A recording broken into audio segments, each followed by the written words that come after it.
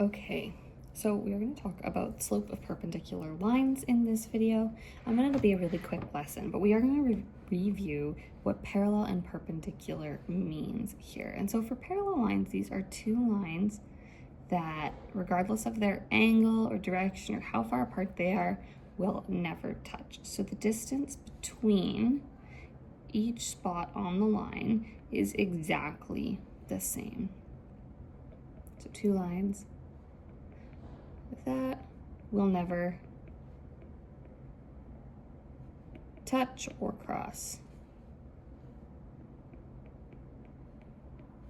if extended forever.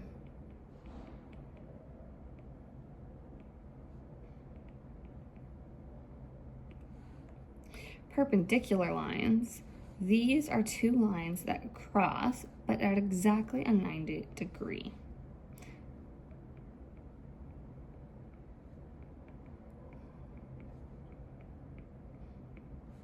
At exactly a 90 degree.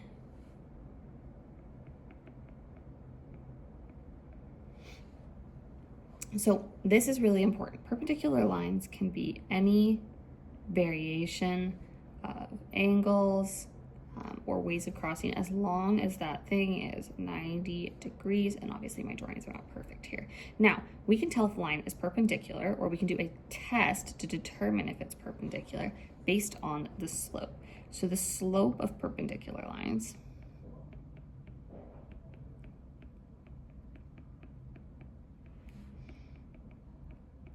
is the inverse. Okay, so our fraction is flipped. So 3/2 becomes 2/3. And the opposite. So +1 becomes -1. So the next thing that we can look at is how we actually would solve a problem here. So a couple of things we need to note. When we see this squiggle here, this means line, and then the little number 1 is 1. And so this here is line 2. And endpoints literally is what it sounds, the end spot of a graphed line. So when we're solving for the slope here, or to determine if these line segments are perpendicular, we're going to find the slope of 1, so line 1, and we're going to find the slope of 2 and check to see if those two are inverse and opposite of each other. So M1 is equal to our number 1, number 2. So our y2 is -2 minus 4 over 3 minus -1. And this can be then solved out, and we get -6 over 4, which can be simplified to -3/2. So the slope of line 1 is -3/2. Now let's do line 2. So this is going to be 0.1. This is going to be 0.2. So M2 equals 2 minus, that's supposed to be a negative, minus -2 over 4 minus -2. So 2 minus -2 is 4, and then 4 minus -2 is 6. And I can simplify that to 2/3.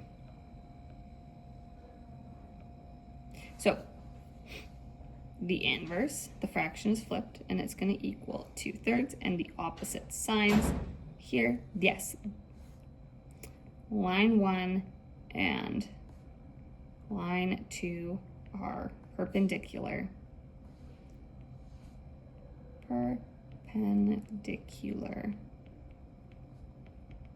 to each other. Now, this might also help us determine if a triangle is a right angle triangle. Now, I've drawn one out here, so some questions might give you 3 different points to graph, and then you will connect them in a triangle like this. once your points are connected in a triangle, you can calculate the slope of each individual line. So if I wanted to calculate the slope of this line that I have, I'm going to draw it in purple here, identified in purple, I'm going to have to use this point C and this point B. If I want to calculate the slope of my line that goes from B to A, I need to use my B point and my A point in this formula.